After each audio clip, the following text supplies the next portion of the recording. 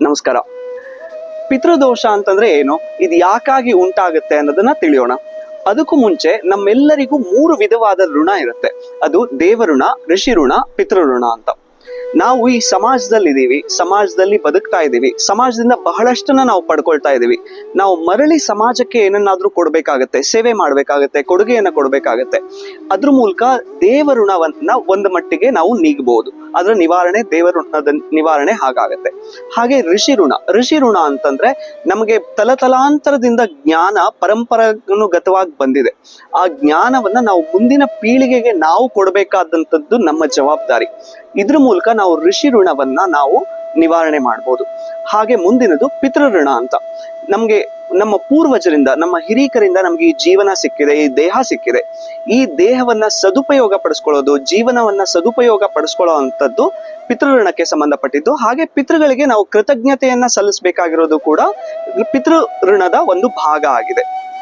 ಇನ್ನು ಪಿತೃದೋಷ ಅಂತಂದ್ರೆ ಏನು, ಇದು 2 ವಿಧದಲ್ಲಿ ನಾವು ನೋಡ್ಬೋದು. ಮೊದಲನೇದು ದೋಷ ಅಂತಂದ್ರೆ ನಾವ್ ಯಾವ್ದನ್ನೋ ಒಂದು ಮಾಡ್ಬೇಕಾಗಿರುತ್ತೆ, ಅದನ್ನ ನಾವು ಮಾಡ್ಲಿಲ್ಲ ಅಂತಂದ್ರೆ ಆಗ ನಮಗೆ ಆ ದೋಷ ತಗಲುತ್ತೆ, ಅದು ಅಂಟ್ಕೊಳ್ಳುತ್ತೆ. ನಾವು ನಮ್ಮ ಪಿತೃಗಳಿಗೆ ಕೃತಜ್ಞತರಾಗಿರ್ಬೇಕು, ಕೃತಜ್ಞತೆಯನ್ನ ಸಲ್ಲಿಸ್ಬೇಕು, ಅವ್ರನ್ನ ಸ್ಮರಿಸ್ಕೋಬೇಕು. ಇದನ್ನ ಸ್ಮರಿಸದೆ ಇರ್ತಕ್ಕಂಥದ್ದು ಆ ದೋಷ ನಮಗೆ ಉಂಟಾಗತ್ತೆ. ಮತ್ತೊಂದು ವಿಧದಲ್ಲೂ ಕೂಡ ನಮಗೆ ಪಿತೃದೋಷ ಉಂಟಾಗತ್ತೆ. ಅದು ಹೇಗೆ ಅಂತಂದ್ರೆ, ಇಲ್ಲಿಂದ ತೆರಳಿದವರಲ್ಲಿ ಸಣ್ಣ ಪುಟ್ಟ ಆಸೆ ಆಕಾಂಕ್ಷೆಗಳು ಈ ಲೋಕದ ಬಗ್ಗೆ ಇನ್ನೂ ಇಟ್ಕೊಂಡಿದ್ದಾರೆ ಅಂತಂದ್ರೆ ಅವರ ಪಯಣ ಮುಂದಕ್ಕೆ ಸಾಗದೆ ಅಲ್ಲೇ ಮೊಟಕುಗೊಂಡಿರುತ್ತೆ. ಅದರಿಂದನೂ ಕೂಡ ಪಿತೃದೋಷ ಉಂಟಾಗುತ್ತೆ. ಇದನ್ನ ನಾವು ಒಂದು ಸಣ್ಣ ಉದಾಹರಣೆ ಮೂಲಕ ನೋಡ್ಬೋದು. ನಾವು ಯಾವ್ದೋ ಒಂದು ಊರಿಗೆ ಹೊರಟಿರ್ತೀವಿ, ನಾವು ಮನೆಯಲ್ಲಿ ಯಾವ್ದೋ ಬೀಗ ಹಾಕಿಲ್ಲ, ಒಲೆ ಮೇಲೆ ಹಾಲಿಟ್ಟಿದೀವಿ, ಸ್ವಿಚ್ ಆಫ್ ಮಾಡಿಲ್ಲ ಅಂತ ಏನೋ ಒಂದು ತಲೆಯಲ್ಲಿ ಇದ್ಬಿಟ್ರೆ ನಮ್ಮ ಪಯಣದ ಬಗ್ಗೆ ನಾವು ಗಮನ ಹರಿಸೋದಿಲ್ಲ. ಅವಾಗ ನಮ್ಮ ಮನೇಲಿ ಇರೋರು ಹೇಳ್ತಾರೆ, ನೀವೇನು ಚಿಂತೆ ಮಾಡ್ಬೇಡಿ, ನಾವು ಅದನ್ನೆಲ್ಲ ನೋಡ್ಕೊಳ್ತೀವಿ, ನೀವು ಹೋಗಿ ಬನ್ನಿ ಆರಾಮವಾಗಿ ಅಂತ.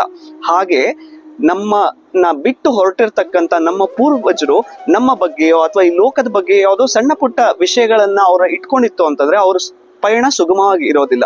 ಆಗ ನಾವೇನ್ ಮಾಡ್ತೀವಿ, ಇದನ್ನೆಲ್ಲ ತುಂಬಾ ಕ್ಷುಲ್ಲಕವಾದದ್ದು, ನೀವು ದೊಡ್ಡ ಪಯಣದಲ್ಲಿ ಹೊರಟಿದ್ದೀರಾ, ನೀವು ಮುಂದುವರಿಸಿ ಅಂತ ಹೇಳ್ತಕ್ಕಂತ ಒಂದು ಪ್ರಕ್ರಿಯೆ, ವಾಡಿಕೆ ನಮ್ಮ ಈ ಮುಂದಿನ ಪ್ರಕ್ರಿಯೆಗಳಲ್ಲಿದೆ. ಈ ಪಿತೃದೋಷದ ನಿವಾರಣೆ ಹೇಗೆ ಅನ್ನೋದನ್ನ ನಾವು ಮತ್ತೆ ಮುಂದೆ ನೋಡೋಣ. ನಮಸ್ಕಾರ.